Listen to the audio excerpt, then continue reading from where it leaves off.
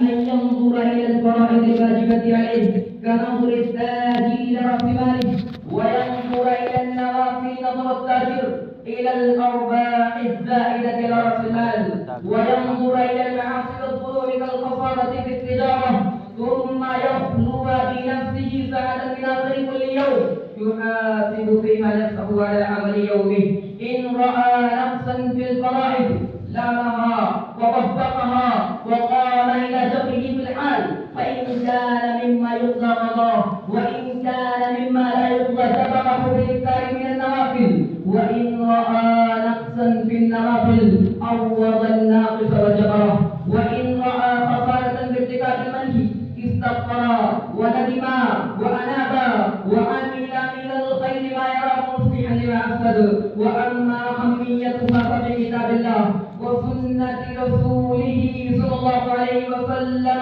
نصوص كثيرة تدل على منزلة المحاسبة وعلو مكانتها. قال الله جل وعلا في سورة الحشر: يا أيها الذين آمنوا اتقوا الله ولتنظر نفس ما قدمت لغد واتقوا الله إن الله خبير بما تعملون.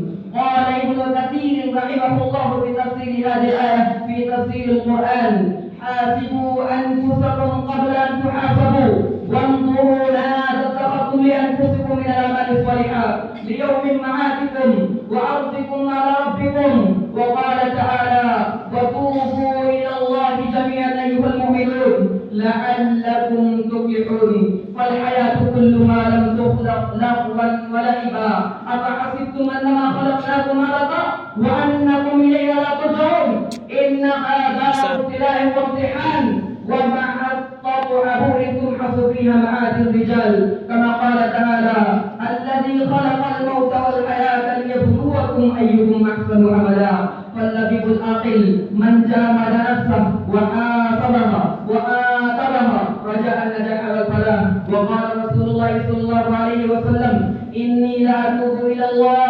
وأستغفره في اليوم 100 مرة. وعن أبي برزة الأسلمي رضي الله عنه قال: قال رسول الله صلى الله عليه وسلم: لا تزول قدم عبد حتى يسأل عن عمره فيما أفناه، وعن علمه فيما فعل به، وعن ماله من أين اكتسبه وفيما أنفقه، وعن جسمه فيما أبلاه.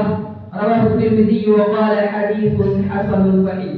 كما جاءت آثار وأقوال كثيرة عن سلفنا الصالح ما يدل على أهمية المحاسبة، وإليكم بعضها. كتب عمر بن الخطاب رضي الله عنه إلى بعض عماله: حاسب نفسك في الرخاء قبل حساب الشدة، فإن من حاسب نفسه في الرخاء قبل الشدة آل أمره إلى الرضا والجدة، ومن ألهته حياته وشغلته أهواؤه آل أمره إلى الندامة والخسارات.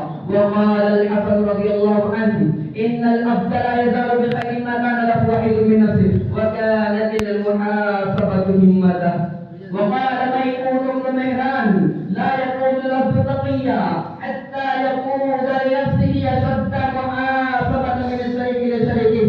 ولهذا قيل: النفس كالشريك القوان إن لم تحاسبه ذهب بمالك.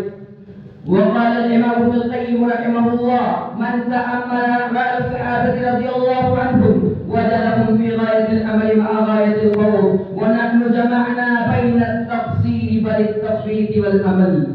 أخيرا ندعو الله بأن يجعلنا من أهل المحاسبة وأن يوفقنا لذلك، آمين. وآخر دعوانا الحمد لله رب العالمين، والسلام عليكم ورحمة الله وبركاته.